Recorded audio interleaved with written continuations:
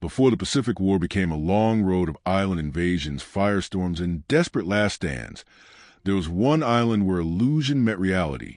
Guadalcanal was not just a battlefield. It was a place where an empire trained to believe in spiritual superiority collided with an enemy powered by industry, logistics, and relentless firepower. August 19, 1942. In the suffocating jungle near Taivu Point, Guadalcanal, the night felt alive. Second Lieutenant Genjiro IMI of the 8th Independent Anti-Tank Gun Company recorded diary observations that captured the disbelief, confusion, and rising dread many Japanese soldiers felt when they first encountered American forces. Beneath a thick canopy of palm trees and strangling vines, IMI and 916 other soldiers of Colonel Kaineo Ichiki's detachment had just landed from destroyers, completing a silent nighttime insertion that Japanese command believed to be the opening move in what Tokyo believed would be the swift recapture of Henderson Field. They had been told the Americans numbered perhaps 2,000 men, poorly trained, easily frightened, and softened by lives of comfort. Colonel Ichiki himself had dismissed warnings to wait for reinforcements. "These are Americans," he told his officers. "We will sweep them into the sea before sunrise." What none of these battle-hardened veterans of China and Southeast Asia knew was that they were about to encounter something unprecedented in the annals of the Imperial Japanese Army. Not simply defeat, which was itself unthinkable for soldiers who had known nothing but victory since 1937, but a brutal, systematic demolition of every tactical assumption, every strategic concept, every ideological certainty that defined the Japanese way of war. The jungle itself would be turned into an American weapon. The darkness, which Japanese forces believed belonged to them, would betray them, and the overwhelming superiority in equipment, coordination, and sheer destructive capability would shatter the myth of Japanese invincibility in close combat. The turning point had begun 2 weeks earlier on August 7th, when 11,000 United States Marines of the 1st Marine Division stormed ashore at Lunga Point. General Alexander Vandergrift's Leathernecks were executing Operation Watchtower, the first American offensive operation of the Pacific War.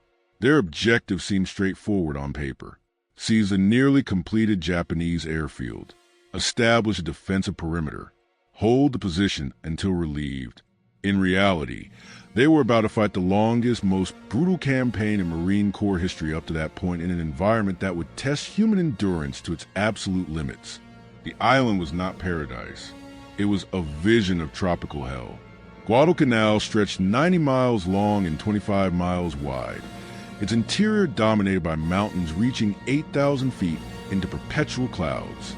The coastal plain where Henderson Field sat was a strip of kanai grass, swamp, and jungle, so thick that visibility dropped to mere feet. The heat pressed down like a physical weight, humidity never dropping below 90%. Mosquitoes swarmed in black clouds so dense that men inhaled them with every breath. The rivers and streams that looked clear and inviting on reconnaissance photographs teemed with parasites and disease. Malaria, dengue fever, dysentery, and tropical ulcers would eventually disable more men than enemy action. But on that first morning, the Marines found the airfield almost undefended. The 2,200 Japanese construction workers and 600 naval troops fled into the jungle, abandoning equipment, supplies, and most critically, the airfield itself. By nightfall on August 8th, American engineers were already working to complete the runway. They would name it Henderson Field after Major Lofton Henderson, a Marine aviator killed at Midway. Within days, the first aircraft would land and the island would become home to what history would remember as the Cactus Air Force.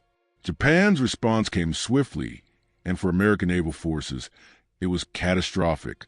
On the night of August 9th, Vice Admiral Genichi Mikawa led 7 cruisers and 1 destroyer through the darkness in a brilliant surprise attack. The Battle of Savo Island became the worst defeat in United States Navy history. For heavy cruisers, USS Quincy, USS Vincennes, USS Astoria, and HMS Canberra were sent to the bottom in less than an hour. More than 1,000 sailors died in the flaming waters. The surviving Allied naval forces withdrew, taking with them most of the supplies that had not yet been unloaded. The Marines were stranded, isolated, and cut off, facing a reinforced enemy with barely half their equipment and food. What Japanese high command failed to grasp in those early August days was that Henderson Field had become the key to everything. Control of the airfield meant control of the surrounding seas during daylight hours. Aircraft operating from Henderson could strike any Japanese ship within 200 m. That single fact would dictate the entire rhythm, bloodshed, and fate of the campaign. The Japanese could own the night, sending in troops and supplies aboard fast destroyers and runs that became known as the Tokyo Express. But when dawn broke, American aircraft ruled the skies. The strategic reality demanded that Japan retake Henderson Field immediately before the Americans could fortify their position. Imperial General Headquarters assigned a task to Lieutenant General Harakichi Hyakutake's 17th Army based at Rabaul. Hyakutake had only limited forces available. The 35th Infantry Brigade under Major General Kyoto Kawaguchi was at Palau. The 4th Infantry Regiment was in the Philippines. The closest unit was Colonel Ichikiki's 28th Infantry Regiment, which had been stationed near Guam, originally intended for the Midway operation that had been canceled after the naval disaster in June. Colonel Kaineo Ichiki was an infantry school instructor with a reputation as a first-rate tactician. He was also known for being impulsive and having supreme confidence in Japanese fighting spirit over American material. Before departing truck for Guadalcanal, Ichiki received clear orders to wait for the rest of his regiment before attempting to retake the airfield. But Ichiki had very little respect for American soldiers. He had studied reports from China, from the Philippines, from everywhere Japanese forces had encountered Western troops. They lacked discipline. They broke under pressure. They could not match Japanese warriors in close combat.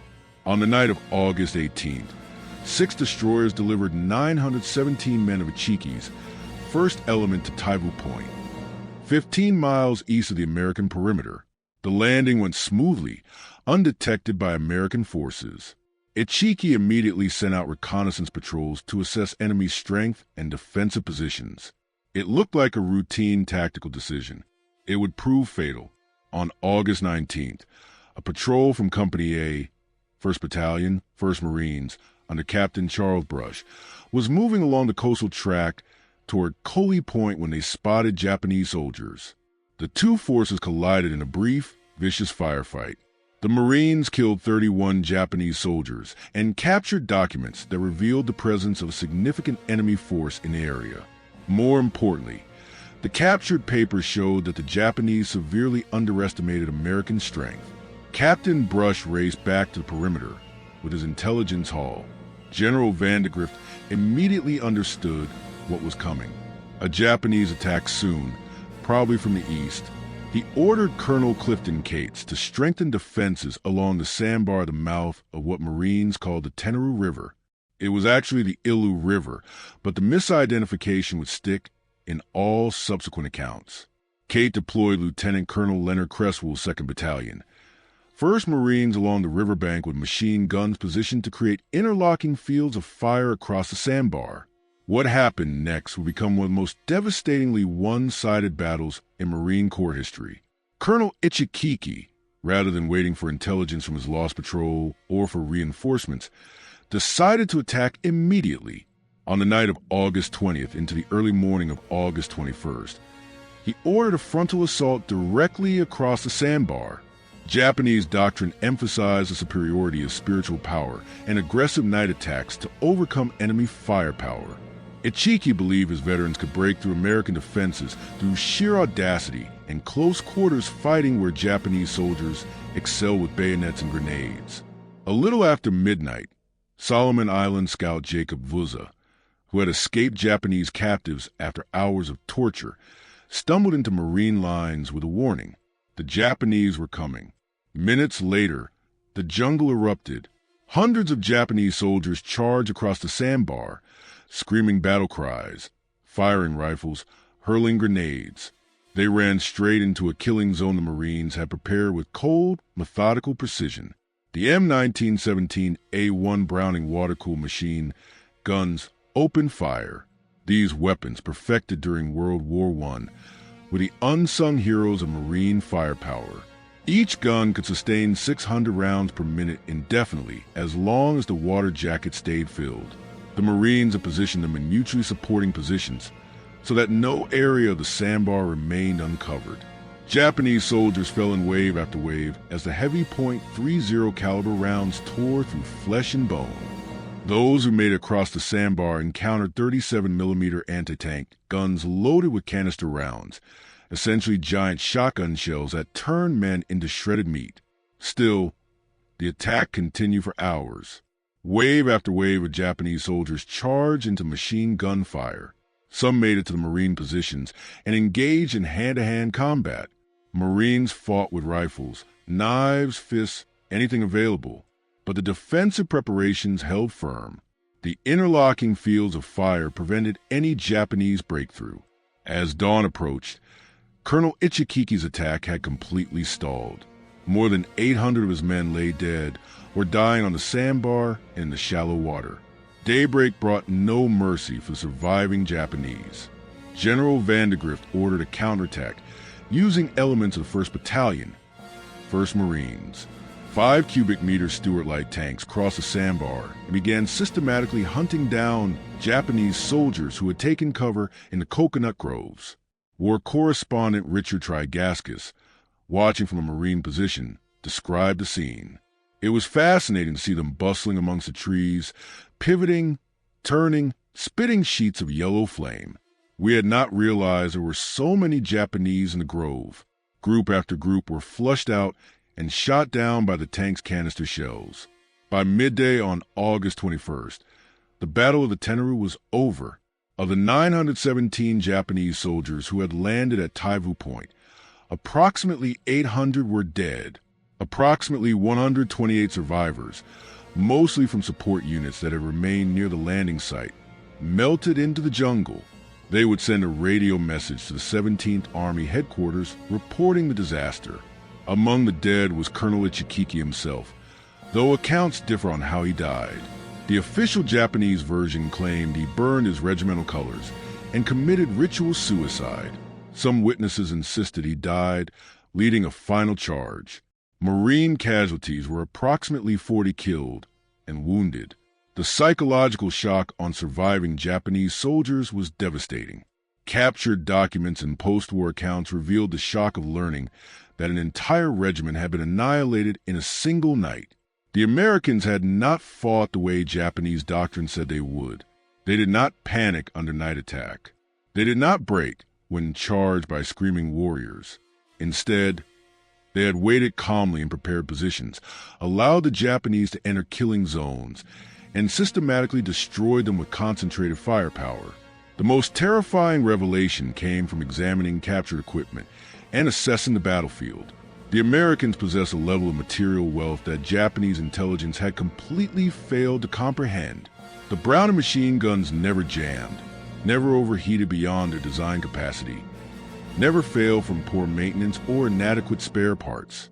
Every Marine seemed to carry more ammunition than an entire Japanese squad. The artillery support that Marines could call upon exceeded anything the Japanese could deploy, and the coordination between infantry, artillery, and even naval gunfire from ships offshore represented an integrated system of destruction that Japanese forces had never encountered. Within days of the Tenaru disaster, more Japanese forces were already en route to Guadalcanal. Admiral Isoroku Yamamoto organized a massive naval operation to support the next attempt to retake Henderson Field. 3 slow transport ships departed Truk on August 16th, carrying the remaining 1,400 soldiers from Ichiki's regiment, plus 500 naval infantry. After the naval battle of the Eastern Solomons resulted in heavy damage to one of the transports, Japanese command decided to abandon slow transport ships entirely. Instead, they would use destroyers for what became known as the Tokyo Express runs. Between August 29th and September 4th, various destroyers and light cruisers delivered almost 5,000 troops of Major General Kawaguchi's 35th Infantry Brigade to Taivu Point. The Tokyo Express worked brilliantly at first as a method of moving men. Destroyers could make the round trip from the Shortland Islands to Guadalcanal in a single night, minimizing exposure to American air attack. But the method had a critical weakness. Heavy equipment could not be transported this way. Artillery pieces, tanks, trucks, and most importantly, adequate food and ammunition had to be left behind. This logistical reality would haunt, weaken, and ultimately doom every Japanese offensive on Guadalcanal. Soldiers arrived with only what they could carry. They depended on local foraging, and whatever supplies could be infiltrated through American lines. As the campaign wore on, Japanese troops would find themselves fighting not just against American firepower, but against starvation itself. General Kawaguchi set September 12th as the date for his assault on Henderson Field. His plan called for a three-pronged attack. One force would strike from the west along the coastal area. A second force would attack from the south, penetrating through dense jungle to strike at what Japanese intelligence believed was the weakest point in American defenses. Kawaguchi himself would lead the main effort from the south, approaching along an inland ridge that dominated Henderson Field. What Kawaguchi did not know was that Marine intelligence had already identified this ridge as the most likely avenue of approach. Lieutenant Colonel Merritt Edson, commanding officer of the 1st Raider Battalion, conducted a raid on Tasamoko village on September 8th and discovered massive supply dumps, indicating a large Japanese force was concentrating in the area. Edson immediately understood the Japanese plan.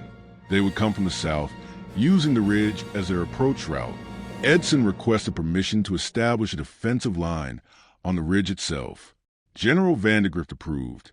On September 10th and 11th, Edson positioned approximately 840 Marines from his Raiders and the 1st Parachute Battalion along the ridge.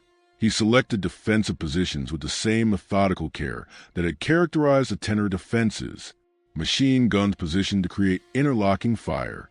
Mortar crews registered on likely approach routes. Artillery from the 11th Marines plotted defensive fire missions. Every advantage of terrain and firepower was calculated and prepared.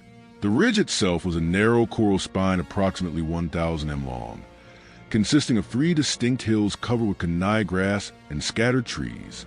Deep ravines bordered both sides, heavily wooded and in some places impenetrable.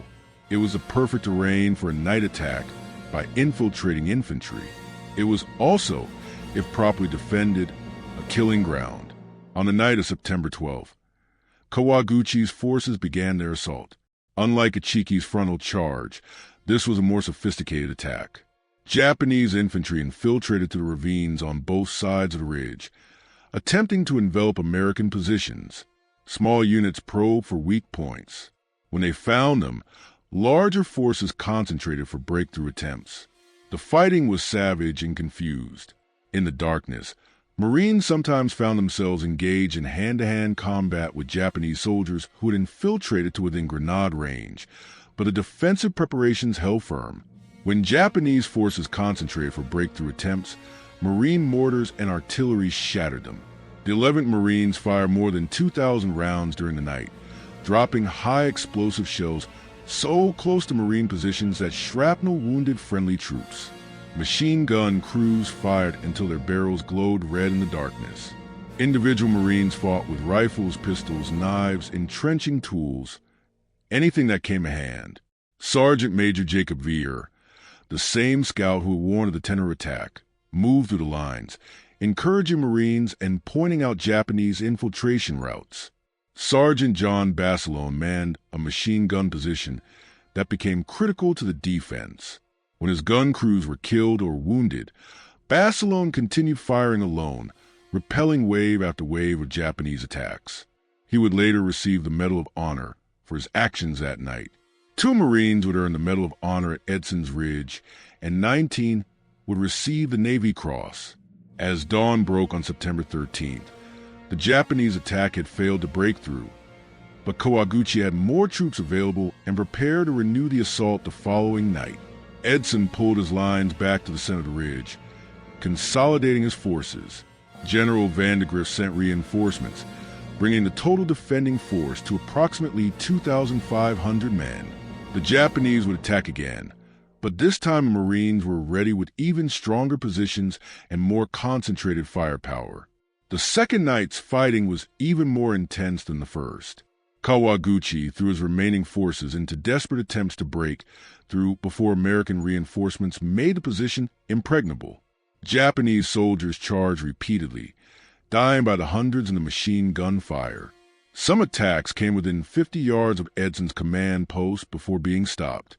At one point, the situation was so desperate that Edson himself grabbed a rifle and joined the firing line. But again, American firepower and defensive preparation prevailed. By dawn on September 14th, Kawaguchi's offensive had completely collapsed. Japanese casualties were staggering. Approximately 830 to 850 Japanese soldiers died on and around Edson's Ridge. Marine casualties totaled approximately 104 killed and over 200 wounded between the Raider and Parachute battalions. The ridge that would forever have to be known as Bloody Ridge or Edson's Ridge had become a monument to the effectiveness of American defensive doctrine. For Japanese soldiers who survived, the battle represented another profound shock to their understanding of warfare. Captured diaries and post-war accounts consistently described the same realization. Japanese forces had expected to fight other infantry in darkness, where their training and spirit would triumph. Instead, they encountered artillery, machine guns, and mortars, all concentrated with precision they could not match. American commanders knew the Japanese were coming. They prepared killing zones. They waited for Japanese forces to enter. Then they destroyed them with coordinated fire support. The battles at Tenaru and Bloody Ridge established patterns that would repeat throughout the Guadalcanal campaign. Japanese forces would launch attacks based on courage, night tactics, and close combat expertise. American forces would respond with overwhelming firepower, coordinated combined arms operations, and defensive positions carefully prepared to maximize their advantages. The outcome was predictable. Japanese casualties would be catastrophic. American casualties would be significant but sustainable. But numbers alone do not capture the horror of jungle warfare on Guadalcanal. The environment itself became another weapon that killed with impartiality. Malaria infected nearly every man who spent more than a few weeks on the island. By December 1942, the 1st Marine Division would report over 8,000 malaria cases. Tropical diseases disabled approximately 2/3 of the division. Dysentery was universal. Men suffered from fungal infections that ate through skin. Jungle rot caused open sores that never healed in the humid heat. Dental problems with no treatment led to abscessed teeth and systemic infections. The Japanese suffered even more terribly. Their supply situation meant inadequate food from the beginning. Soldiers were supposed to receive field rations, but the Tokyo Express could rarely deliver enough. Men subsisted on whatever they could forage, supplemented by occasional rice deliveries that had to be stretched impossibly thin. Starvation became a constant companion. Medical supplies were almost non-existent. Quinine for malaria prevention ran out quickly and was never adequately resupplied. Wounded soldiers often died from infections that would have been easily treatable with proper medicine. Japanese documents captured later in the campaign painted a horrifying picture of conditions. A medical officer's report from late October noted that more than 60% of the 17th Army's forces on Guadalcanal were incapacitated by disease or malnutrition. Combat effectiveness had dropped to perhaps 30% of authorized strength. Soldiers were dying at a rate of 50 per day, most from starvation and disease rather than combat wounds. American supply ships protected by Henderson Field aircraft during daylight hours regularly delivered food, ammunition, medical supplies, and replacement equipment. Shortages occurred, particularly in August and early September, when naval defeats left the Marines temporarily cut off. But these were temporary. By October, the flow of supplies had become reliable. Marines ate canned rations that, while not appetizing, provided adequate calories and nutrition. Ammunition was plentiful enough that machine gunners could fire until their barrels wore out, then request replacements. Medical care included field hospitals with surgical capabilities, plasma for blood transfusions, sulfur drugs for infection, and eventual evacuation of serious cases to rear area hospitals. Japanese logistics consisted of whatever could be carried on destroyer decks or infiltrated through American lines. Soldiers learned to make a single rice ball last an entire day. Ammunition was conserved to the point that orders often restricted fire to only when absolutely necessary. Medical care meant a bandage if you were lucky, amputation without anesthesia if you were unlucky, or death if your wound became infected. Seriously wounded soldiers were often given grenades and left behind to commit suicide rather than burden their units or risk capture. By late October, the Japanese mounted their largest offensive of the campaign. General Hyakutake himself came to Guadalcanal to personally command the operation. He brought elements of the 2nd Division, including experienced troops from China. The plan called for coordinated attacks from multiple directions, with the main effort coming from the south through dense jungle similar to the Bloody Ridge approach. This time, however, Japanese forces would have more men, better coordination, and artillery support that had finally been delivered via destroyers. The offensive began on October 23rd with a preliminary attack from the west. 9 Japanese tanks, rare on Guadalcanal because of the difficulty transporting them, led an assault across the Matanica River. American defenders, including elements of the newly arrived 164th Infantry Regiment from the American Division, were ready. Anti-tank guns, artillery, and even an M3 Stuart tank knocked out all 9 Japanese tanks in quick succession. The attack collapsed with heavy casualties. The main assault came on the night of October 24th to 25th. Approximately 5,600 Japanese troops under Major General Yumio Nasu attacked from the south, hoping to break through American lines south of Henderson Field.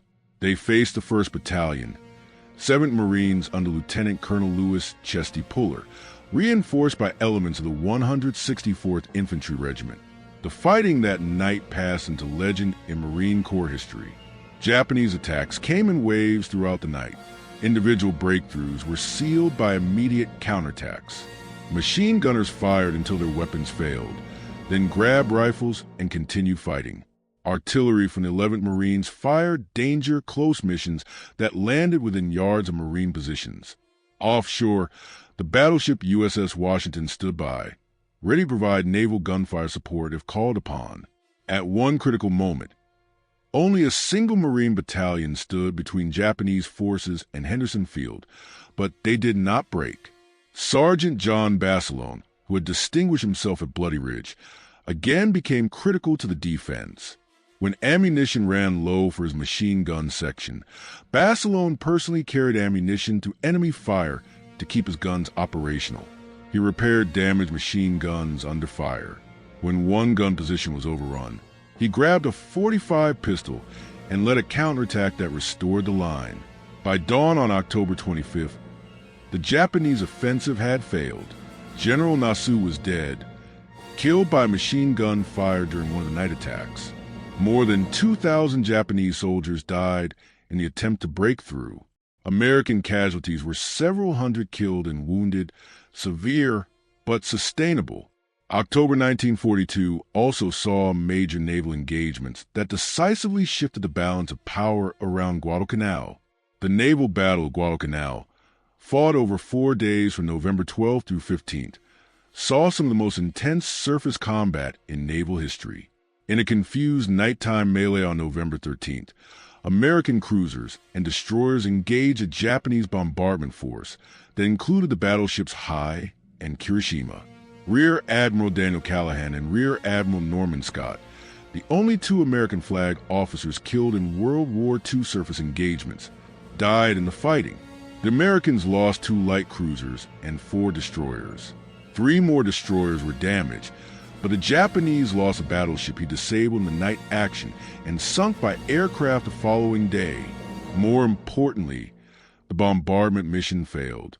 Henderson Field remained operational. On the night of November 14th to 15th, the battleship Kirishima attempted another bombardment, but was intercepted by the USS Washington and USS South Dakota.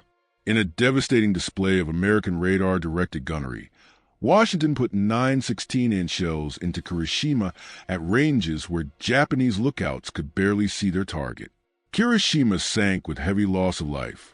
Perhaps most significantly, American aircraft and surface ships destroyed a Japanese convoy attempting to land the 38th Division with heavy equipment. Of 11 transport ships, only 4 reached Guadalcanal, and these were destroyed by aircraft and artillery before they could fully unload. Japanese casualties from the convoy exceeded 5,000 men. This was the last serious attempt to reinforce Guadalcanal with a large, properly equipped ground force. For Japanese troops already on the island, November marked the beginning of the end. They had expected reinforcement and resupply. Instead, they learned that the naval battles had failed, that the convoys were destroyed, that no more help was coming. Rations were reduced again. Already starving men were told to survive on even less. Medical supplies that had been critically short became non-existent. The sick and wounded filled makeshift field hospitals where doctors could do nothing except watch men die. Captured Japanese diaries from this period painted a picture of slow collapse. Entries describe rice rations reduced to 1 ball per day, disease spreading everywhere, bodies burned when soldiers had the strength, the realization that no more supplies were coming, men eating grass and bark, deaths from poisonous plants, the deterioration of soldiers into desperate starving shadows. December brought the final reckoning. Japanese command at Rabaul made a decision to evacuate Guadalcanal. They could not admit defeat publicly, but privately they recognized that continuing the operation meant the complete destruction of the 17th Army. Approximately 11,000 Japanese soldiers remained on the island, down from a peak strength of 36,000. Of those 11,000, perhaps 7,000 were fit enough to walk. The rest were sick, wounded, or so weakened by starvation that they could barely crawl. The evacuation, designated Operation K, would be one of the most successful Japanese operations of the entire war. Using destroyer runs similar to the Tokyo Express, Japanese naval forces extracted 10,652 men over 3 nights in early February 1943. It was a remarkable achievement under difficult circumstances, but it could not disguise the magnitude of the defeat. Japanese forces on Guadalcanal reached a peak strength of approximately 36,000 personnel. Of these, roughly 25,000 to 30,000 died, about 14,800 killed in combat, and 10,000 to 15,000 from disease and starvation. American casualties were also severe but sustainable. The Marines and Army units that fought on Guadalcanal lost approximately 1,600 killed in action, 4,200 wounded, and several thousand more temporarily disabled by tropical diseases. But American industry and manpower could replace these losses. New divisions were already training. Ships and aircraft were being produced faster than they could be lost. The strategic initiative had shifted for good. The psychological shock of Guadalcanal on Japanese military thought cannot be overstated. For the first time, Japanese forces had been defeated in sustained ground combat. Every offensive had failed. Every attempt to apply traditional Japanese tactical doctrine had resulted in catastrophic casualties. The revelation that American forces were not only materially superior, but also tactically competent, well-led, and capable of enduring terrible conditions shattered pre-war assumptions. Japanese officers who survived Guadalcanal and later wrote memoirs or were interviewed after the war consistently emphasized several themes. First, they had completely underestimated American fighting qualities. Second, the disparity in equipment and supplies was far greater than intelligence had suggested. Third, Japanese logistics were fundamentally inadequate for sustained operations against an enemy that controlled the sea and air. Fourth, spiritual power and tactical skill were insufficient against systematic disadvantages in firepower and resources. Post-war accounts from Japanese veterans revealed a consistent assessment. They had believed they were superior warriors. They trained harder, accepted death more readily, mastered night fighting and close combat. But on Guadalcanal, they learned that modern war is decided by systems. The Americans had systems for everything. systems for supply, for medical care, for artillery support, for air coordination. Every American system functioned. Japanese systems failed because they were never built properly in the first place. Japanese veterans who survived the campaign and were later interviewed provided detailed accounts that contradicted official Japanese explanations for defeat. They acknowledged that American forces fought superbly at night when defending prepared positions. They admitted Americans endured malaria, dysentery, and terrible conditions while maintaining combat effectiveness because logistics supported them. They recognized that American firepower was overwhelming, coordinated, and precisely delivered. A single American battalion had more effective firepower than an entire Japanese regiment. The technical aspects of American superiority were significant. Japanese forces on Guadalcanal fought with Arisaka rifles, bolt-action weapons requiring manual cycling between shots. American Marines initially carried M1903 Springfield rifles, also bolt-action, but supplemented by the M1 Garand semi-automatic rifle as these became available. The Garand's 8-round capacity and semi-automatic operation provided advantages in firefights. Machine guns told an even starker story. The American M1917A1 Browning was water-cooled and could sustain fire indefinitely as long as water and ammunition were available. Japanese machine guns, primarily the Type 96 and Type 99, were lighter and more portable but lacked sustained fire capability. In defensive positions, this difference was decisive. Artillery superiority was perhaps most significant. The 11th Marines operated M1A1 pack howitzers that could be broken down and transported through jungle terrain. These 75mm weapons provided responsive, accurate fire support. Forward observers with infantry units could call for fire missions and receive rounds within minutes. Japanese artillery on Guadalcanal was limited, difficult to move through jungle, and chronically short of ammunition. Naval gunfire added another dimension that Japanese forces could not match. Destroyers and cruisers offshore could deliver bombardments on Japanese positions or provide responsive fire support for Marine ground units. Radio communication between shore-based observers and naval ships allowed precise targeting. Air power became increasingly dominant as the campaign progressed. The Cactus Air Force, operating from Henderson Field under terrible conditions, gradually established air superiority over Guadalcanal. Marine and Army Air Force pilots flying F-4F Wildcats, P-39 Airacobras, and P-40 Warhawks intercepted Japanese bomber raids. SBD Dauntless dive bombers struck Japanese positions, supply ships, and troop concentrations. Japanese air forces from Rabaul had to fly at the extreme limits of their range, giving them minimal time over target. The final American ground offensive in January 1943 demonstrated how completely the balance had shifted.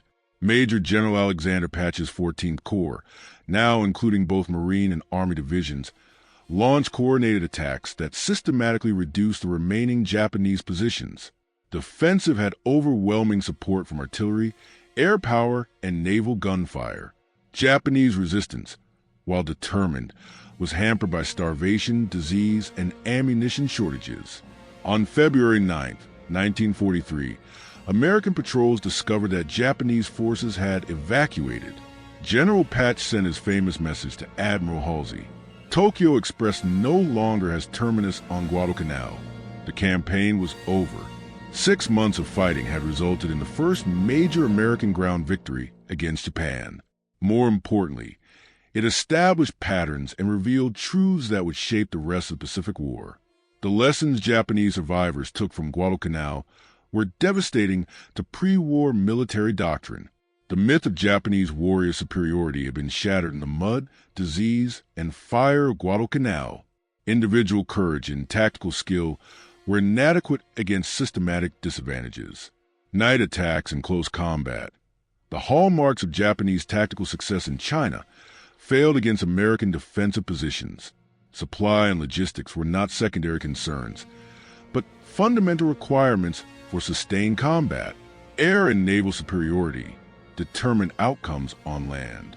These lessons learned in blood and starvation on Guadalcanal should have fundamentally reformed Japanese military thinking. Some officers recognized the implications. Colonel Masanobu Tsuji, a staff officer who visited Guadalcanal during the campaign, wrote afterward that Japan needed to completely reassess its strategy. The Americans, he observed, were fighting an industrial war where material production determined outcomes. Japan could not win an industrial war against American productive capacity.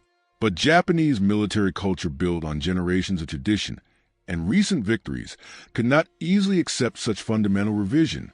The official explanation for Guadalcanal blamed inadequate supplies, naval defeats, and the unexpected strength of American defenses. It did not acknowledge that Japanese tactical doctrine itself was flawed, that the entire conception of warfare that had served Japan well against China was obsolete against a modern industrial opponent. Those Japanese soldiers who survived Guadalcanal and were later captured or who survived the war became witnesses to a transformation they never expected. They had entered the campaign as confident warriors of an invincible empire. They left as starving, disease-ridden survivors of a catastrophic defeat. Many later described Guadalcanal as the moment they first understood that Japan would lose the war. Post-war testimonies from Japanese veterans captured this psychological transformation. They acknowledged learning truths that leaders had hidden. The Americans were not weak, but overwhelmingly strong, not just in weapons, but in organization, logistics, leadership, and the ability to sustain combat operations. Japanese forces fought with courage and skill. It did not matter. American forces fought with systems and resources. Japanese forces could not match. The American perspective on Guadalcanal emphasized different lessons. For Marines and soldiers who fought there, the campaign proved that American forces could match Japanese troops in the brutality of jungle combat. The mythology of Japanese invincibility was destroyed. American defensive doctrine worked. Combined arms coordination was effective. Individual American soldiers, properly trained and equipped, were more than capable of defeating Japanese forces. But Americans also learned respect for Japanese soldiers as tough, determined, skilled adversaries who would fight to the death rather than surrender. The willingness of Japanese forces to continue attacking in the face of hopeless odds, to endure starvation rather than give up, to die rather than retreat, made a profound impression. The contrast between the two sides' approaches to prisoner welfare and surrender illustrated fundamental cultural differences. American forces made efforts to encourage Japanese surrender, dropping leaflets, broadcasting radio messages, offering medical care and food to prisoners. These efforts had minimal success. Of approximately 36,000 Japanese troops who served on Guadalcanal, fewer than 1,000 were captured alive, and most of those were too sick or wounded to resist. The strategic implications of Guadalcanal extended far beyond the island itself. Japan's failure to retake Henderson Field and the eventual evacuation demonstrated that the Japanese defensive perimeter could be penetrated. Allied strategies shifted from defensive operations to offensive campaigns. The industrial and material advantages that America possessed could be translated into military victory if applied systematically. For Japan, Guadalcanal marked the beginning of the end. The loss of experienced troops, pilots, and ships could not be replaced at anything approaching the rate America was producing new forces. The decision to evacuate admitted, however quietly, that Japan could not sustain attritional warfare against American industrial might. The veterans of Guadalcanal, on both sides, carried their experiences for the rest of their lives. American Marines and soldiers who survived the campaign became cadres for new units, passing along hard-won lessons about jungle warfare, defensive tactics, and combined arms coordination. The 1st Marine Division pulled off Guadalcanal in December 1942, required months of rest and rehabilitation before returning to combat. Japanese survivors faced an even grimmer future. Those evacuated during Operation K were dispersed to other units throughout the Pacific, carrying with them the psychological burden of defeat and the knowledge that American forces were far more formidable than pre-war propaganda had suggested. Many would die in subsequent battles as Japan's strategic position continued to deteriorate.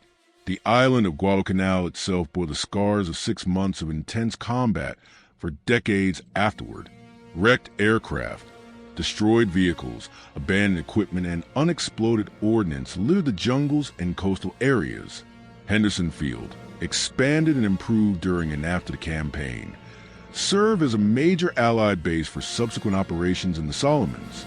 For military historians and strategists, Guadalcanal provided case studies in amphibious operations, jungle warfare, logistics, air-ground coordination, and the integration of naval power with land operations. The campaign demonstrated that modern warfare required more than brave soldiers and tactical skill. It required industrial capacity, effective logistics, technological superiority, and the ability to sustain operations over extended periods. The human cost of Guadalcanal was staggering on both sides. More than 7,000 American and Japanese servicemen died in the naval battles around the island.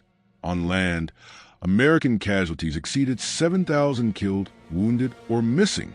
Japanese losses exceeded 30,000 from all causes.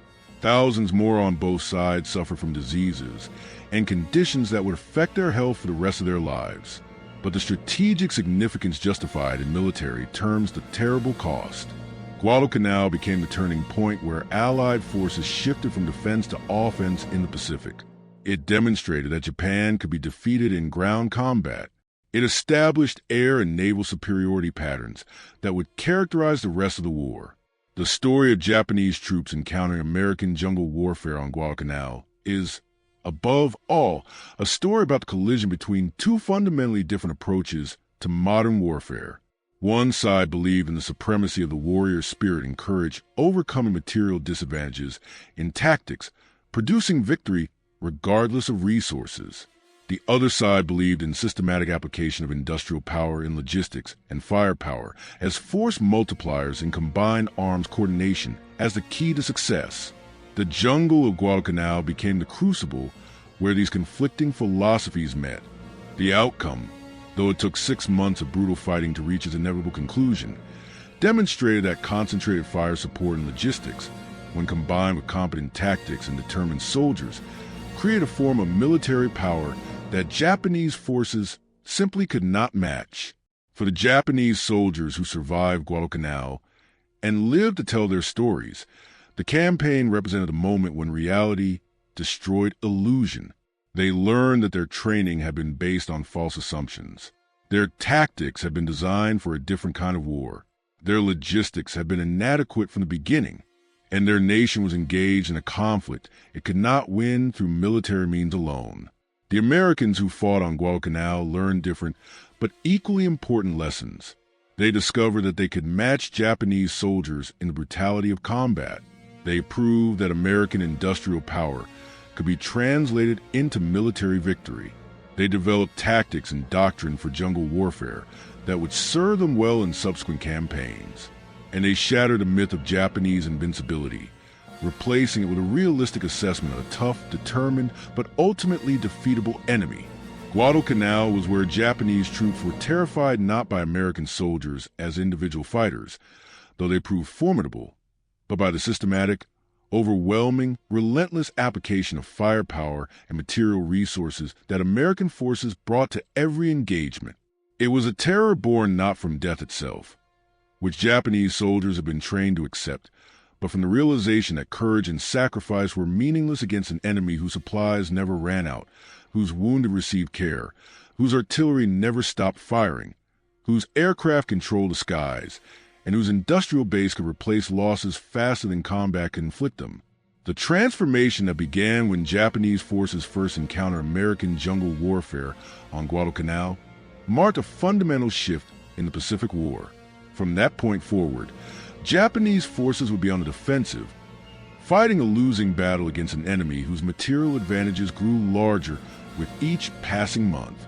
The jungle warfare of Guadalcanal became the template for future campaigns, proving that American forces could fight and win in the most difficult terrain against a determined enemy, provided they had adequate logistics, effective coordination, and overwhelming firepower.